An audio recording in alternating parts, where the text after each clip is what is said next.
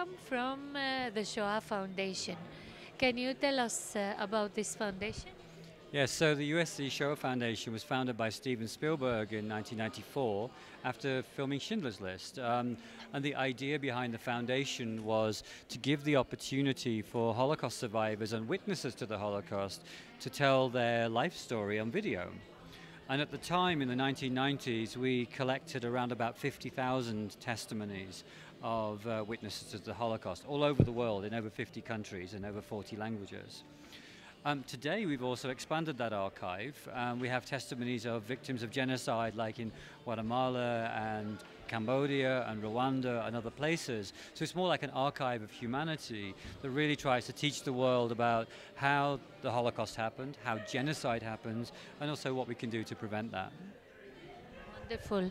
And you spoke about the Museum Memoria y Tolerancia in Mexico. Do you have ties with them?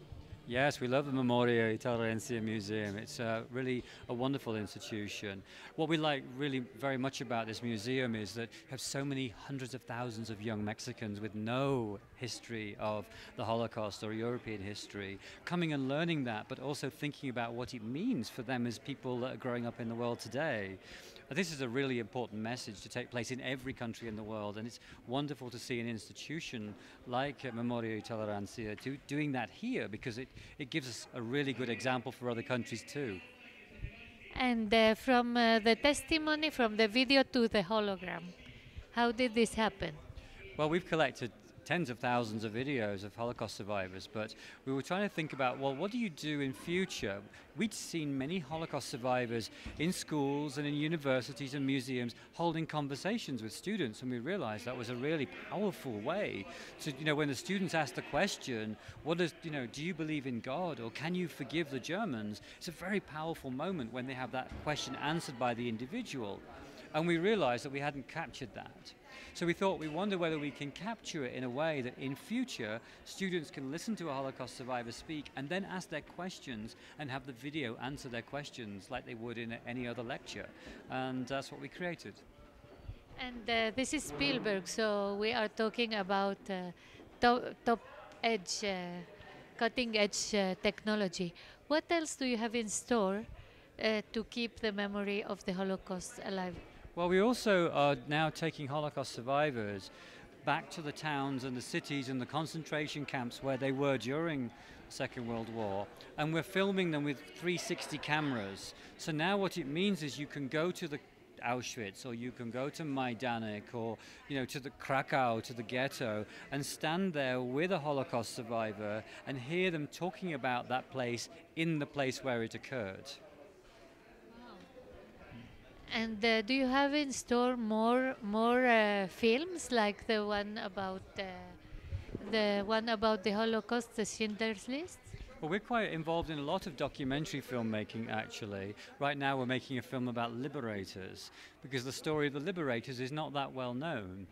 We make films about genocide more broadly. In fact, right now we have a film that was made about the Nanjing massacre in China in 1937, which is nominated for an International Documentary Award right now. So we continue to make films because we want to be able to tell the story of these genocides in a way that can reach the public very broadly, and hopefully then bring them to the archive so they can go deeper into the content. Do you find a lot of interest in the Holocaust? Do you think people are interested all over the world? Is there a real interest? There is an interest in the Holocaust around the world. I think there's two reasons for that. First of all, I think now with the distribution of digital media, we can reach classrooms all around the world. The Shoah Foundation reached about 21 million people last year with its content. That's not broadcasting, that's them using it in their classrooms, and because digital media allows you to do that. So accessibility to the material is one thing. Second thing is this: I think there is an awareness, a growing awareness, that when events like the Holocaust took place and other genocides, that it really sends a very strong message to humanity about our values.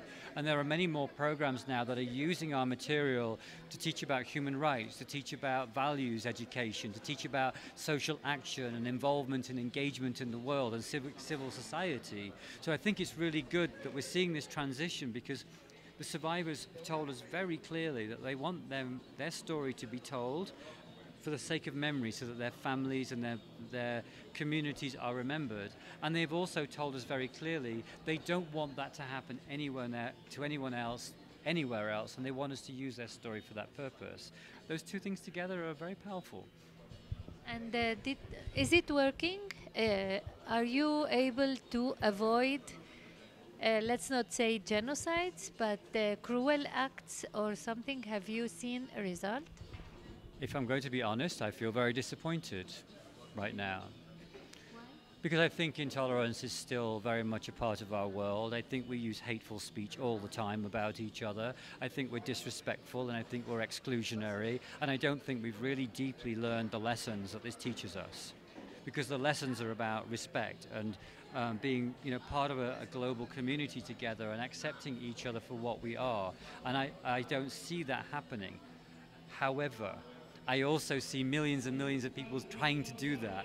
That's what wakes me up every morning, to see those kids in the Memoria Tolerancia, knowing that those children are going to have their eyes opened and be better citizens and better people in the world, as well as the millions that we do reach, and that's what we're trying to do. What I wish our leaders were better representatives. I wish our leaders were more tolerant. I wish our leaders were better at being good citizens in the world, because when they set a good example, people can follow.